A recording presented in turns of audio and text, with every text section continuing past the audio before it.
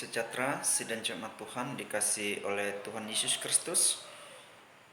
Pada hari ini dalam renungan harian yang terambil dari kitab Kejadian pasal 29 ayat 9 sampai ayat yang ke-14.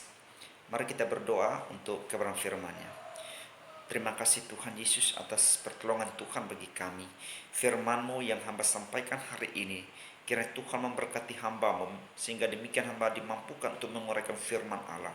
Dan setiap umat-Mu, setiap pendengar, di mana saja mereka berada, ketika mereka mendengar firman Allah, mereka dimampukan. Demikian iman mereka sungguh-sungguh hanya kepada Tuhan Yesus. Terima kasih Tuhan, dalam nama Yesus mengucap syukur dan berdoa. Amin. Saudara-saudara yang dikasihi Tuhan Yesus Kristus, dalam renungan harian kita hari ini yang terambil dari Kejadian pasal 29 ayat yang ke-9 sampai ayat yang ke-14, saya akan memberikan tema yaitu berkomitmen untuk mengandalkan Tuhan. Berkomitmen untuk mengandalkan Tuhan. Di sini menceritakan tentang kehidupan daripada Yakub, Yakub di rumah Laban. Pasal 29 dengan topiknya demikian. Yakub yang tadinya bersama dengan orang tuanya berbahagia, tetapi ketika permasalahan antara Yakub dengan Esau sehingga ia takut, maka ia harus melarikan diri ke Mesopotamia yang begitu jauh. Karena dalam perjalanan itulah yang ia tempuh sebagai seorang diri, tentu ada bahaya-bahaya yang sedang akan mengancam jiwanya, karena dia harus melarikan diri daripada Esau. Tetapi di dalam hal ini yang kita perhatikan dari pembelajaran yang kita dapat simpulkan dan kita dapat memperhatikan perjalanan daripada Yakub, sehingga akhirnya dia tiba di Mesopotamia bertemu dengan keluarga daripada orang tuanya yang ada di Mesopotamia, itu Laban. Dan disitulah kita melihat bahwa kerinduannya dalam perjalanan untuk menuju ke sana itu tercapai didasarkan atas komitmen. Setiap orang punya tujuan dan arah, dia berkomitmen untuk sampai pasti. Tapi jika dia tidak memiliki komitmen, maka tidak ada arah tujuan yang baik. Dalam perjalanan ini, tentu Yakub memiliki sikap yang berbeda. Nah, ketika dalam perjalanannya untuk menuju ke sana, waktu peristiwa di mana ia bermimpi di Betel itu, ia melihat di mana tangga yang di mana Tuhan yang berdaulat itu menyatakan kasih setianya baginya. Maka di situ dia mulai bernasar. Dia katakan begini, jikalau memang Tuhan sampai membawa saya sampai tujuannya, saya tuju dengan selamat, maka aku akan menjadikan dia sebagai Allahku dalam kehidupan saya, sehingga demikian ia memberkati saya melalui makanan, minuman, ia akan memberkati saya, maka saya akan mengandalkan Tuhan. Nah, itu suatu komitmen. Dia mengandalkan Tuhan dalam penyerahan hidupnya dengan Tuhan. Karena dia tidak tahu apa yang akan terjadi di sana dalam perjalanan hidupnya, tetapi justru melalui komitmen, dia berjanji dan bernasar di hadapan Tuhan, kalau Tuhan menolong saya sampai di sana dengan selamat, saya akan mengandalkan Tuhan.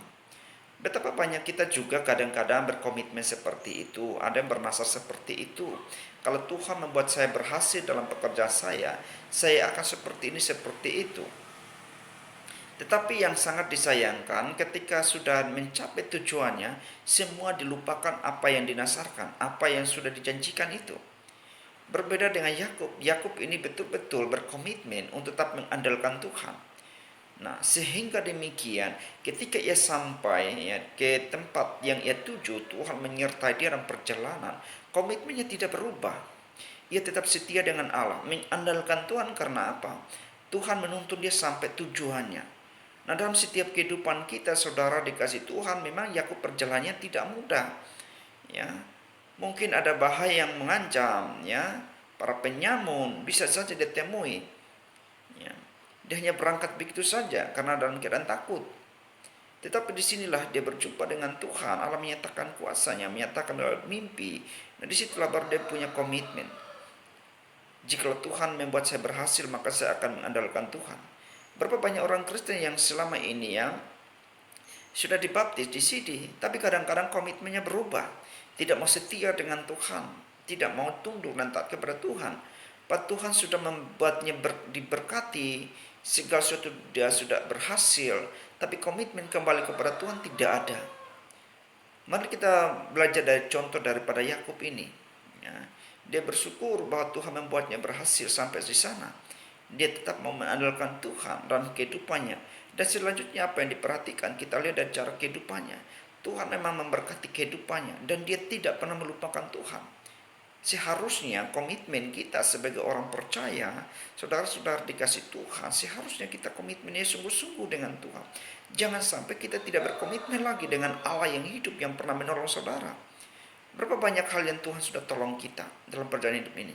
Berapa banyak yang saudara nasarkan kepada Tuhan, yang saudara janjikan kepada Tuhan. Ketika Tuhan sudah berbuat saudara berhasil dalam pendidikan, dalam segala hal, apa yang saudara balaskan?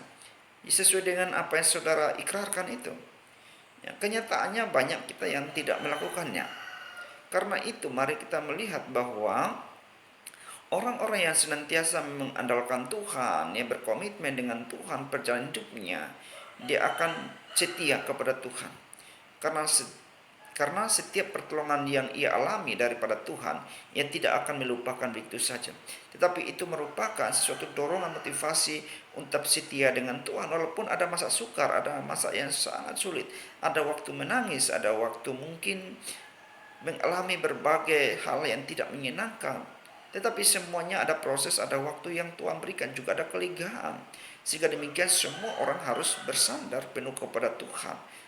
Nah kadang-kadang ini yang terjadi, komitmen kita kadang-kadang luntur, ya, tidak bersungguh-sungguh untuk berkomitmen, untuk setia dengan Tuhan.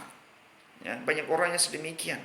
Ketika kalau sudah mengalami hal-hal yang sudah kritis, sudah tidak berdaya, baru mau kembali kepada Tuhan untuk berkomitmen. Ketika sudah segala sesuatu tidak ada, baru dia mau bernasar dengan Tuhan, Tuhan tolong saya kalau saya berhasil ini.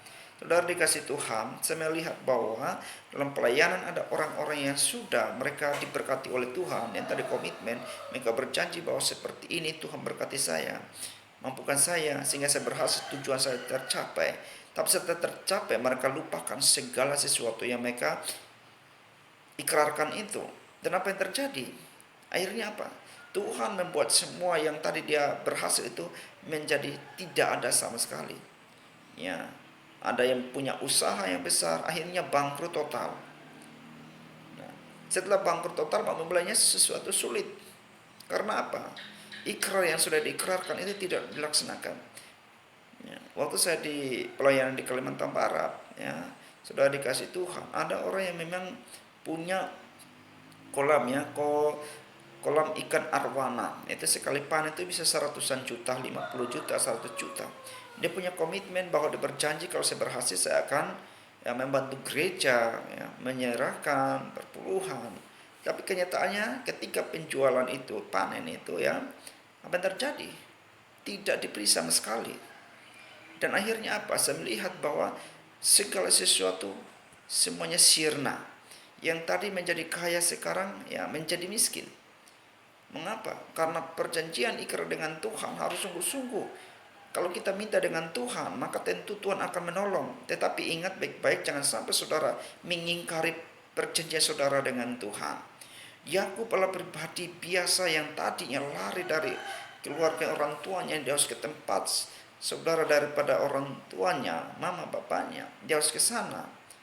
Itu tidak mudah, ya, dalam perjalanan menuju ke sana. Tapi ketika Tuhan menampakkan diri baginya dalam mimpi, dia berkata, Tuhan, buatlah saya berhasil hari ini. Buatlah saya untuk mencapai tujuan saya. Kalau engkau membuat saya berhasil, maka engkaulah Tuhanku. Dimanapun aku berada, aku akan tetap memuliakan Tuhan dan mengandalkan Tuhan. Nah ini seharusnya yang ada dalam diri orang percaya yang berkomitmen, yang sungguh-sungguh. Jangan kita hanya pelin-pelan yang tadinya seperti ini, akhirnya tidak seperti yang diutarakan.